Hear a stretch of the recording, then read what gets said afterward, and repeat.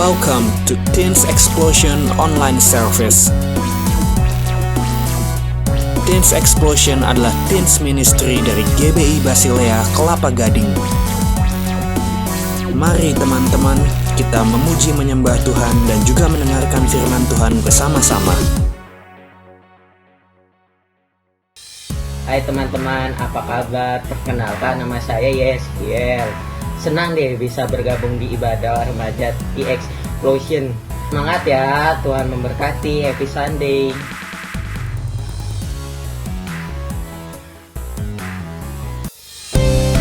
Shalom semuanya, saya berharap kita semua selalu dipenuhi oleh sukacita dan damai sejahtera yang datang daripada Tuhan kita. Mari angkat suara kita sebagai bentuk ucapan syukur kita kepada Tuhan. Here we go. Satu nama yang besar, hanyalah namamu Tuhan. Gunung batu kekuatan, hanyalah namamu Tuhan. Tak berbatas kuasamu Tuhan. Ajaib hebat, Raja perkasa. Kami bawa pujian, nyanyian kemenangan, masuki gerbangmu, hati kami bersuka. Tangan kami terangkat, sorakan kemenangan, terpujilah namamu Yesus Raja, segala Raja.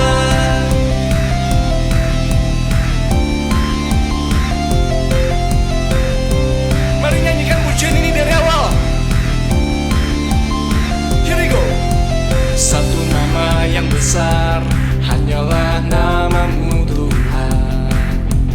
Gunung batu kekuatan, hanyalah namamu Tuhan. Tak terbatas kuasamu Tuhan. Dia ajaib hebat, Raja perkasa. Kami bawa pujian, nyanyian kemenangan, masuki gerbangmu, hati kami bersuka. Tangan kami terangkat, sorakan kemenangan, terpujilah namamu Yesus Raja, segala Raja.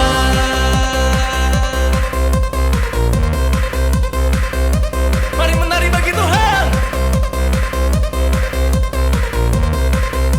In 1, 2, 3, go!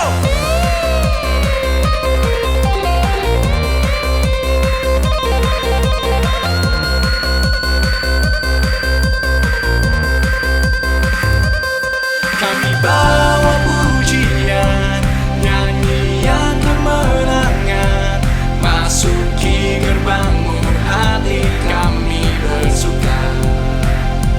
Tangan kami terangkat, sorakan kemenangan, terpujilah namamu Yesus Raja, segala Raja. Join us on Teens Explosion setiap hari Minggu jam 11.30 dan pastikan teman-teman ikut pada jam tersebut. Untuk teman-teman yang rindu memberikan persembahan untuk Tuhan, bisa langsung transfer ke rekening GBI Basilea berikut ini. Perlu kita ingat bahwa di dalam pengendalian diri kita ada 3 hal yang perlu kita lakukan. Kita memiliki 3 tugas yang perlu kita lakukan untuk kita dapat mengendalikan diri kita agar diri kita menjadi pribadi yang benar, ya, menjadi pribadi yang, apalagi kita saat-saat ini adik-adik yang masih sebelum, perlu ada pengendalian diri sehingga mengikuti standar, prosedur, koridor yang benar. Yang pertama, adik-adik perlu menjaga pergaulan. Yang kedua adalah perlu adanya suatu latihan, yaitu baca firman Tuhan, belajar terus-menerus belajar dari firman Tuhan, terus juga berdoa minta hikmat Tuhan. Dan yang ketiga adalah perlu fokus untuk masa depan.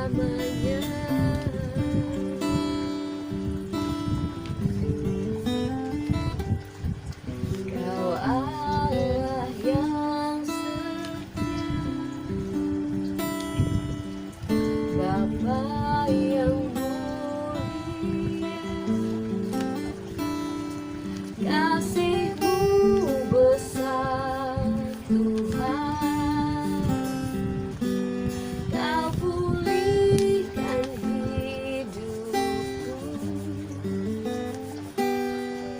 Kaulah harapanku,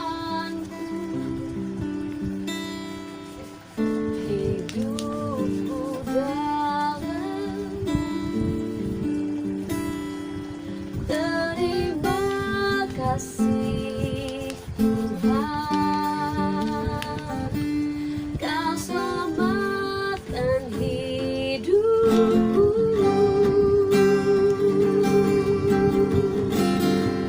Dengan apa akan ku balas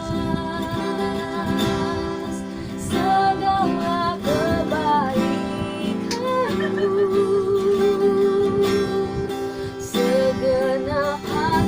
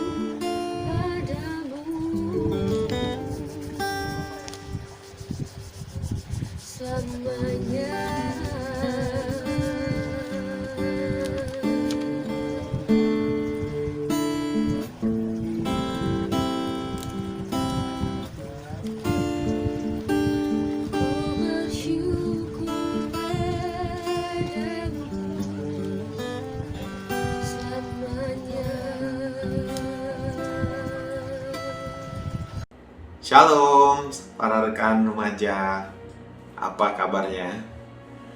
Tentu semua dalam keadaan sehat ya, baik. Meskipun keadaan kita belum normal di tengah COVID-19 yang masih terus terjadi di negara kita dan negara-negara lainnya, saya percaya perlindungan Tuhan bagi kita tidak pernah habis. Dan pemeliharaan Tuhan yang sempurna senantiasa menyertai orang yang percaya, termasuk saya dan adik-adik remaja sekalian. Nama saya, panggil saja saya Kak Tony.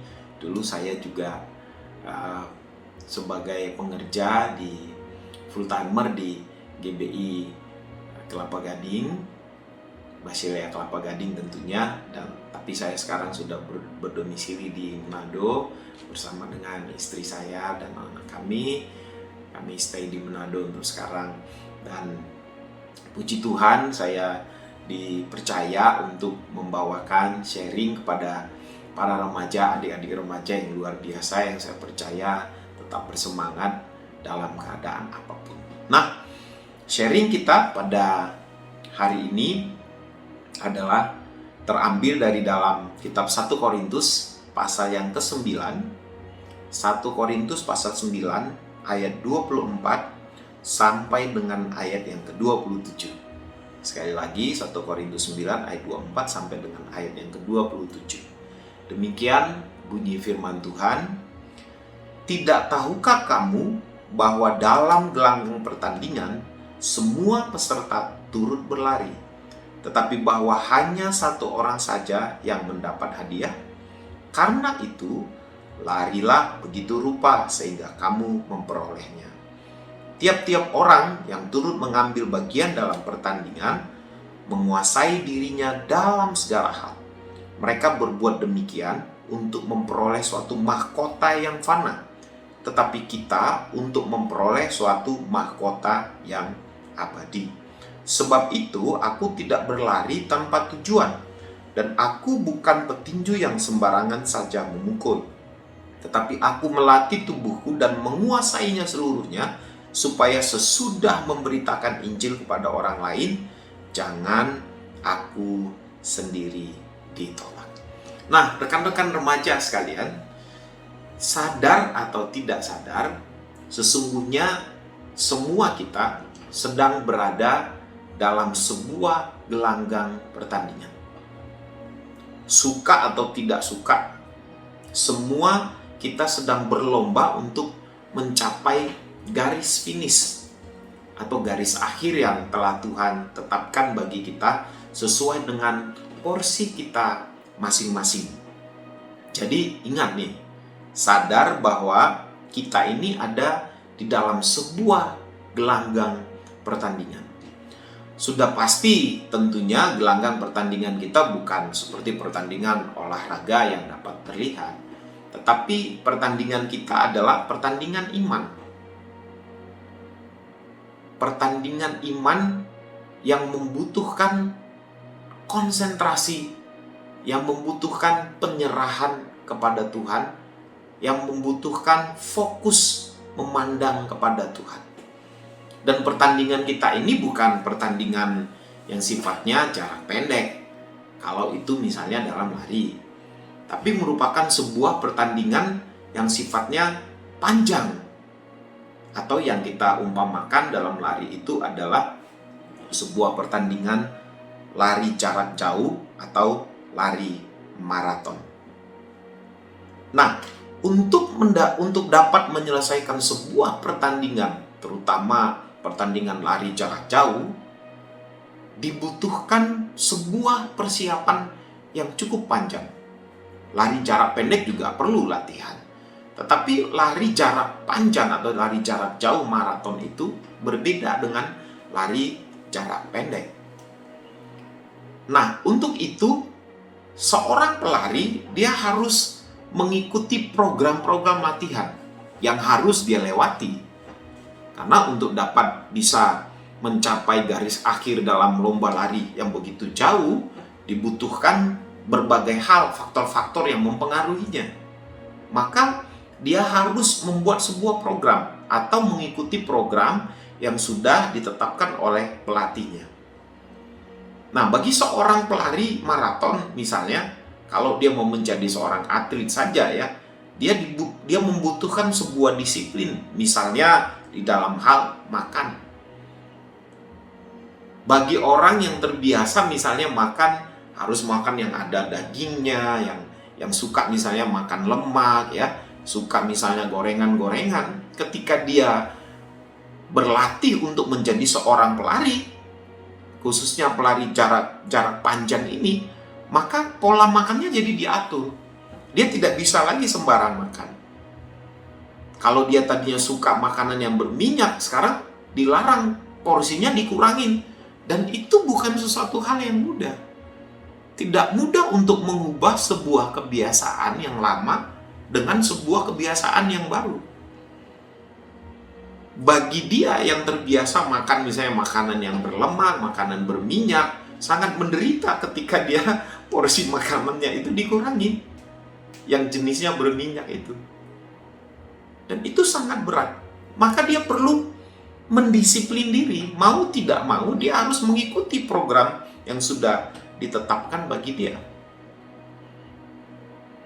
Dalam hal tidur lagi misalnya, perlu juga diatur. Orang yang terbiasa misalnya tidur jam 11 malam. Orang yang terbiasa tadinya mungkin dia tidur jam 12 malam. Nonton TV, nonton macam-macam, lakukan kegiatan macam-macam, akhirnya jam tidurnya tidak teratur. Nah, ketika dia mengikuti program latihan untuk dia bisa tidur teratur, itu merupakan beban yang tidak mudah. Karena dia harus menyesuaikan diri lagi dengan sesuatu hal yang baru. Maka dia harus mendisiplin diri, mau tidak mau. Dan itu menjadi sebuah hal yang sangat-sangat membebani kehidupannya. Bagi seorang atlet misalnya, dia harus mengikuti latihan-latihan yang sudah ditetapkan dengan durasi waktu yang sudah ditentukan.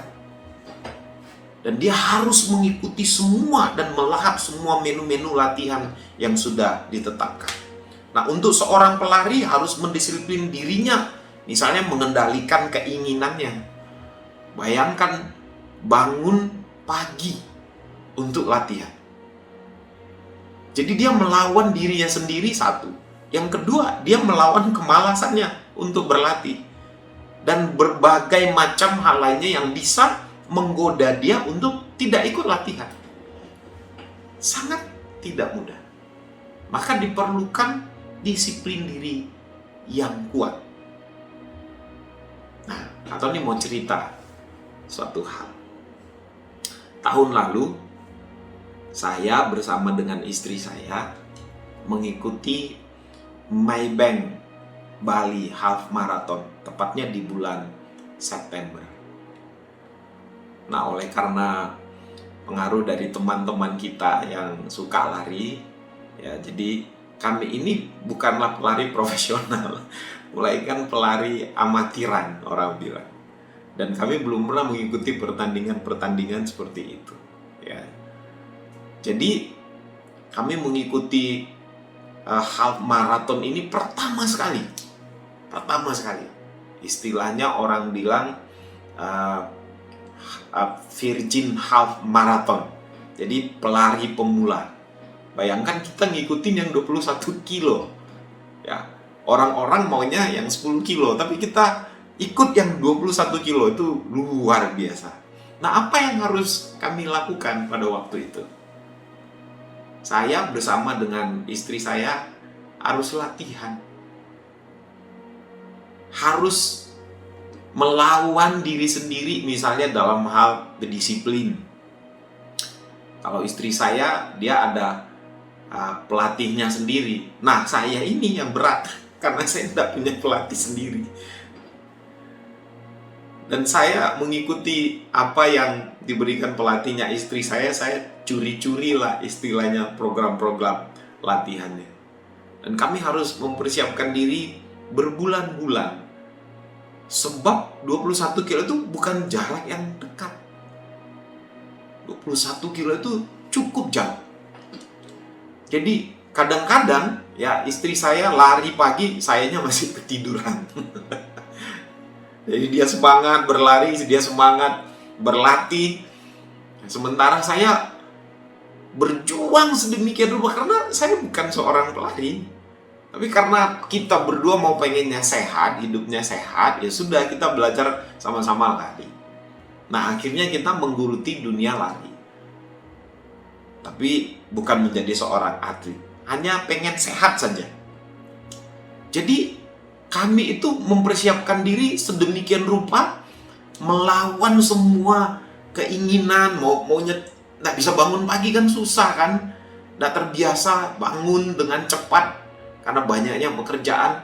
Karena mau pengen ikut Maybank Bali Half Marathon itu, kita harus mau tidak mau mendisiplin diri, mendisiplin dalam hal waktu kita, dalam hal waktu tidur, dalam hal makan. Tidak lagi seperti kebanyakan orang yang suka makanan berminyak terus, kita sudah enggak. Kita harus, istri saya terutama waktu itu dia beli makanan-makanan yang bernutrisi baik supaya kondisi tubuh cepat pulih. Singkat cerita, tiba waktunya kami harus mengikuti Bali Half Marathon itu. Pada hari hanya. Ini luar biasa pada hari hanya. Saya dengan istri saya kemudian bersama dengan teman-teman lainnya mengikuti event itu. Event ini adalah event internasional. Jadi pelarinya itu pelari-pelari nasional Indonesia yang biasa juara. Terus pelari-pelari dari Afrika, dari negara-negara lain, ini internasional memang. Jadi di hari hanya itu pengalaman pertama yang sangat luar biasa yang tidak bisa dilupakan. Akhirnya kami mengikuti pertandingan. Singkat cerita ya, di kilometer 10 khususnya saya, itu badan saya itu sudah sangat-sangat lelah sekali. Kilometer 10. Lalu apa yang membuat saya bertahan? Yang membuat saya bertahan, saya itu berpikir tentang garis finish. Dan yang kedua itu medal.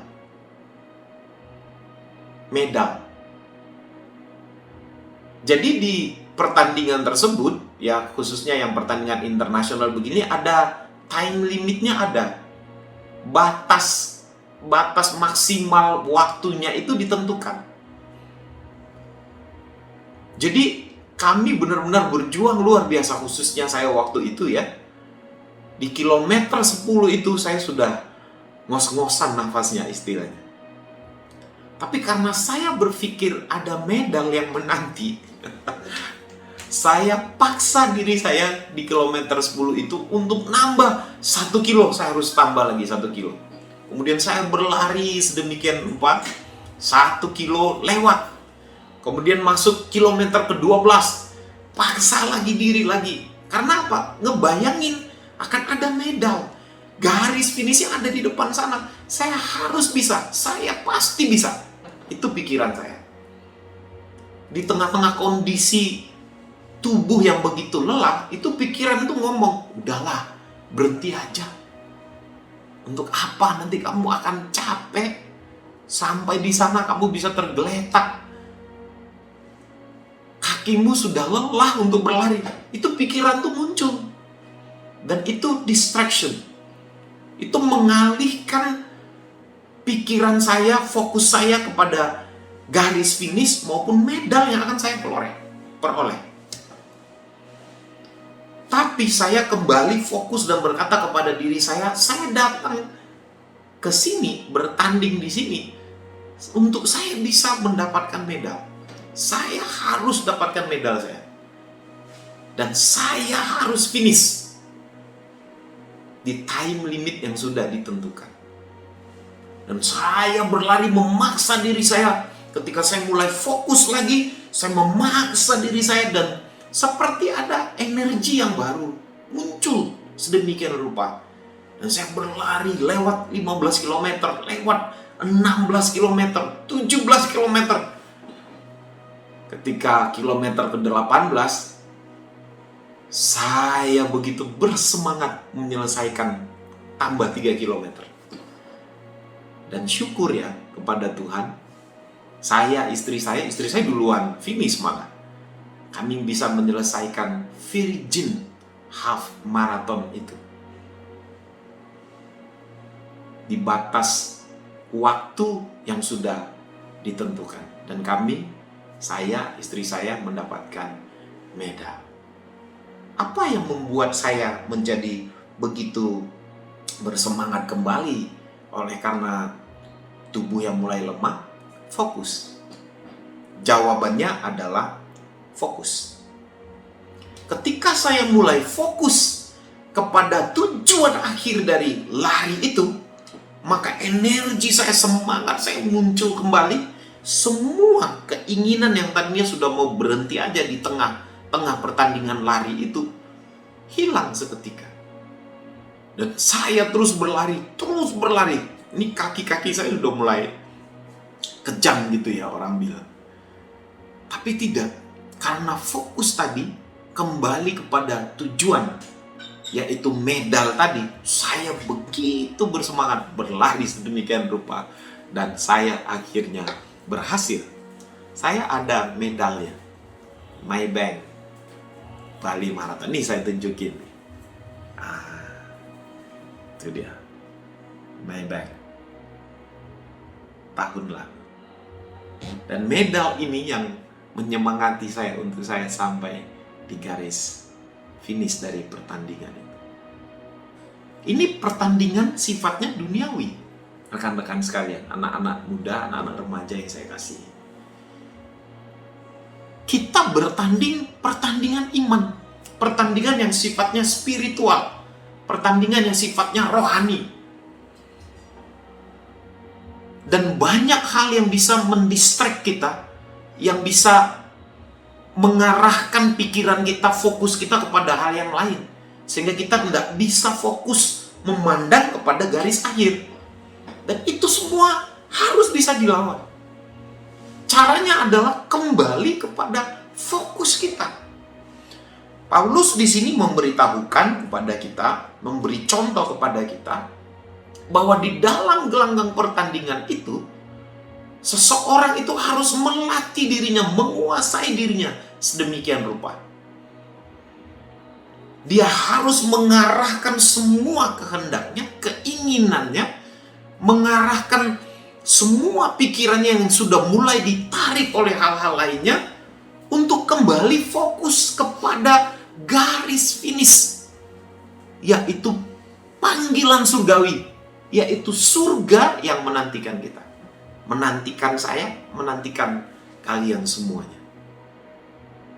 Dan di tengah perjalanan itu memang banyak hal yang akan terjadi, banyak masalah yang bermunculan. Misalnya untuk adik-adik sekalian, masalah di sekolah bisa saja, masalah orang tua, ada yang tidak baik dengan orang tuanya, atau sebaliknya orang tuanya tidak baik dengan anaknya, macam-macam. Masalah pertemanan misalnya, masalah ekonomi, masalah-masalah yang lainnya yang kadang-kadang membuat kita dalam pertandingan iman itu terganggu. Iman kita sedemikian dipengaruhi oleh hal-hal yang dari luar diri kita.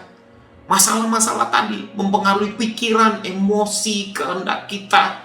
Dan kalau hal itu kita ikuti, kita akan keluar dari fokus kepada garis akhir, finish yang harus kita capai di dalam Tuhan. Oleh karena itu, Tony sampaikan begini, kalau hari ini kamu terganggu fokusnya, sekarang kamu harus kembalikan pikiranmu, kehendakmu, keinginanmu kembali kepada Tuhan. Memandang Tuhan, melihat Tuhan yang sanggup menyelesaikan semua masalahmu. Dia sanggup menjawab doa-doamu. Dia sanggup memulihkan hidupmu. Dia sanggup membalikkan keadaan yang terburuk sekalipun yang mungkin sedang engkau alami dan engkau pergumulkan. Dia mampu melakukannya untukmu. Dia sanggup, sebab dia Tuhan kita yang hidup. Yang Tuhan mau, yang Tuhan kehendaki adalah kembali fokus kepada Tuhan. Kembali fokus kepada garis akhir. Kembali fokus kepada mahkota yang menantikan kita. Saya percaya orang-orang yang demikian akan menang menghadapi semua persoalannya. Tuhan memberkati kalian semuanya. Shalom. Ya, terima kasih buat Kak Tony Simanjuntak yang sudah memberkati kami pada saat hari ini. Biarlah berkat Tuhan terus mengalir buat Kak Tony dan keluarga, istri dan anak. Tuhan berkati Kak Tony. Mari kita berdoa. Terima kasih Tuhan untuk firman Tuhan yang sudah Tuhan berikan dan bagikan lewat Kak Tony. Berkati Kak Tony, istri dan anak dan semua yang dikasihinya, diberkati pekerjaan usahanya di dalam nama Yesus Kristus. Terima kasih Tuhan. Dan adik-adik, dimanapun kau berada, angkat tanganmu dan terimalah berkat daripada Tuhan. Tuhan memberkati engkau dan melindungi engkau. Tuhan menyinari engkau dengan wajahnya dan memberi engkau kasih karunia. Tuhan menghadapkan wajahnya kepadamu dan memberi engkau damai sejahtera hari ini sampai Yesus datang kedua kali. Maranatha. Tuhan Yesus memberkati. Haleluya. Amin.